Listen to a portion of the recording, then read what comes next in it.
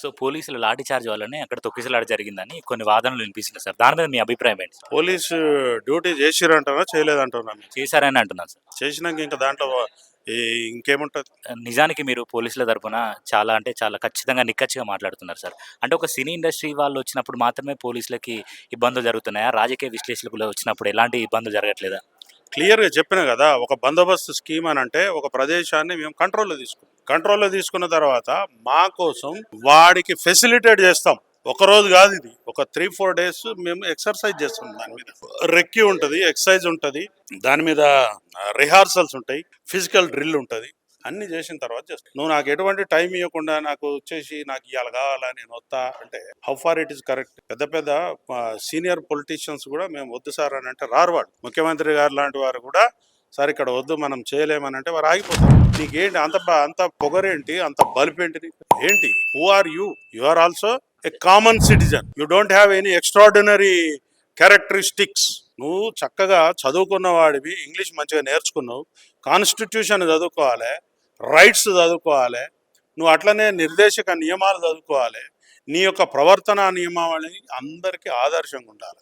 నిన్ను లక్షలాది మంది యువత నువ్వు మా ఐకాన్ రా బాబు అని చెప్తావంటే నువ్వు చేసే దొంగ పనులను వాళ్ళకి ఆపాదిస్తావా? ఈ రాష్ట్రంలో పక్క రాష్ట్రంలో లక్షలాది మంది యువత నిన్ను ఫాలో అవుతున్నారు. What message you are going to give those little brains?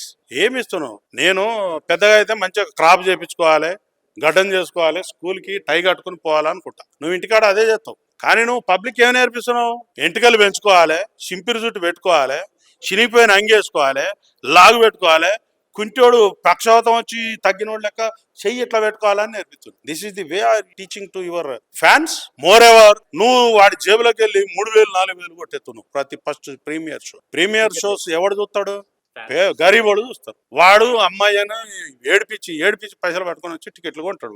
వాడి జీవితాలను నువ్వు నిర్దాక్షిణ్యంగా లాగేసుకుంటూ లాగేసుకుని కూడా నీ ముఖంలో చెరగని చిరునవ్వుని పెట్టుకుంటూ ఉండడానికి నీకు మనసు ఎట్లా ఒప్పుతుందయ్యా? మీ నాయన కూడా నా కొడుకు ఏదో జరిగిపోతుంది అంటా ఉన్నాడు.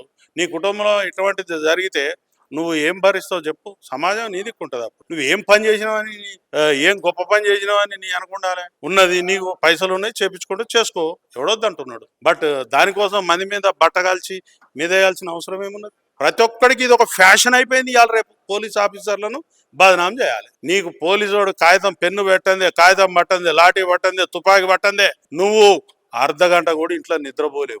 నీ మాన ధన ప్రాణాలకు అన్నిటికీ రక్షణే ఈ పోలీస్ ఆఫీసర్. తండ్రి నిన్ను ఎంటర్టైన్ చేస్తా ఉన్నాడు కదా అని చెప్పి నువ్వు మీదకి కూర్చోబోతా, మీదకి పాయఖానా పోతా అంటే తండ్రి కూడా బెత్తం అందుకుని పిర్రలు వలగొడతావు. అది నువ్వు నేర్చుకుంటే తండ్రి స్థానంలో ఉన్న పోలీస్ ఆఫీసర్ను ఎటువంటి బేషిజాలకు పోకుండా నువ్వు గౌరవించడం నేర్చుకోవాలి. తద్వారా ఈ దేశాన్ని నువ్వు గౌరవిస్తావని మేము నమ్ముతాం. లేకపోతే నీకు ఎట్లా పాఠం చెప్పాలని చెప్తాం. ఆల్రెడీ ఇంతకుముందు లైవ్ లో చెప్పేసి. సార్, ఇప్పుడు ఫ్రైడే అరెస్ట్ చేయడానికి దానికి గల కారణాలు ఏంటి సార్? అంటే ఫ్రైడే ట్రెండ్ అనేది నడుస్తుందని ఇప్పుడు చాలా మంది అంటున్నారు. యాజ్ ఏ ఐసీపీగా మీరేం చెప్తారు సార్? చూడనా, as a police officer I'm not conducted this press conference. As a member of a police family I conducted this one. ఎంత ఫ్రస్ట్రేషన్ ఉంటే, అంత నా తలలో ఉంటే మాట్లాడుతున్నాను.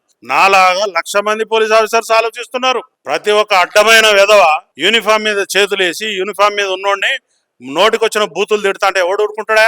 నీ మీద గౌరవంతో కాదు, చట్టం మీద గౌరవంతో మేము ఆగుతున్నాం. ఒక్కసారి మీ లెక్కనే చట్టం ఏం చేయదులే అని మేము తగులుకున్నాం అనుకో, మీరు ఏమవుతారో మీరే ఆలోచించుకోండి. బేషరతుగా ఎవడెవడైతే పోలీస్ ఆఫీసర్లను తిడుతున్నాడో, ఎవడెవడైతే పోలీస్ ఆఫీసర్ని ఇమ్యులేట్ చేస్తున్నాడో వాడు ప్రతి ఒక్కడు కూడా పోలీస్కి క్షమాపణ చెప్పాలి, చట్ట ప్రకారం నడుచుకోవాలి. Sir, and final question sir, ఒక్క నిమిషం.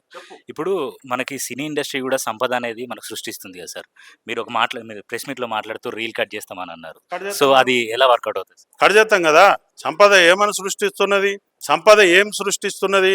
దొంగ లెక్కలు, మంచి లెక్కలు చెప్పేవాడు చెప్తాడు. నీకు దాంట్లో ఎన్ని సినిమాలు హిట్ అవుతున్నాయి, ఎంతమంది కడుతున్నారు? ఎప్పుడు సిక్ ఇండస్ట్రీనే అది. ఏదో 1-2-3 ఫ్యామిలీస్కి అది గొప్ప ఇండస్ట్రీ. కానీ ఈయన కూడా ప్రొడ్యూసరే. ఏ సినిమాలు తీసి అప్పుల పాలు ఏంటి తిరుగుతున్నాడు? అర్థమైందా? అది దానికి ఒక ప్యాకేజీ, దానికి ఒక స్ట్రాటజీ, దానికి ఒక డిఫరెంట్ మార్గాల ద్వారా వాళ్ళు పైసలు వసూలు చేస్తున్నారు. అన్ని సినిమాలు క్లిక్ కావు, రాసుకో.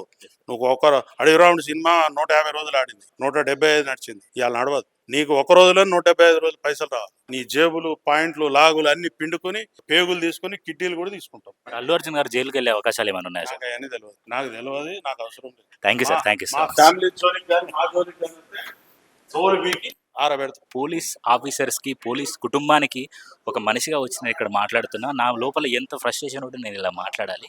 అది అల్లు అర్జున్ కానీ ఎవరైనా కానీ చట్టం దృష్టిలో ఎవరికైనా ఖచ్చితంగా శిక్ష పడుతుంది అని చెప్పేసి సార్ మాటల్లో మనం విన్నాం. చూస్తున్నట్టయితే ఈ ఫ్రైడే ట్రెండ్ కానీ లేకపోతే ఫ్రైడే అరెస్ట్ల గురించి కానీ అడిగితే కూడా సార్ చెప్పకుండా వెళ్ళిపోయారు. ఎందుకంటే వాళ్ళ ఫ్రస్ట్రేషన్ ఏంటి అని అంటే పోలీసుల మీద ఇట్లా తప్పుడు ప్రచారం చేస్తున్నాడు అల్లు అర్జున్ అని చెప్పుకుంటున్నాడు. మనం చూసినాం ప్రెస్ మీట్ లో కూడా. కానీ చూడాలి, ఎందుకంటే ఇటేమో అటు అల్లు అర్జున్ గారు ప్రెస్ మీట్ పెడుతున్నారు, ఇటు పోతే అసెంబ్లీలో రేవంత్ రెడ్డి గారు అల్లు అర్జున్ గారి మీద మాట్లాడుతున్నారు. అయితే ఇంకొక విషయం ఏంటంటే శ్రీతేజ్ వాళ్ళ నాన్న మాట్లాడుతూ నాకు 3 గంటల సమయంలో నాకు వాళ్ళు చనిపోయినట్టు తెలిసింది, సో అంతకు ముందు వరకు కూడా నాకు తెలియలేదు అని చెప్పి శ్రీతేజ్ చెప్పుకొచ్చాడు.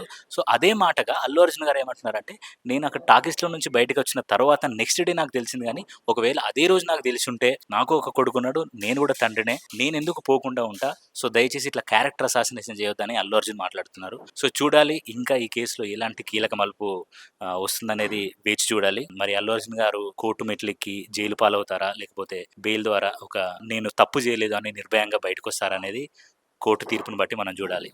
Thank you so much.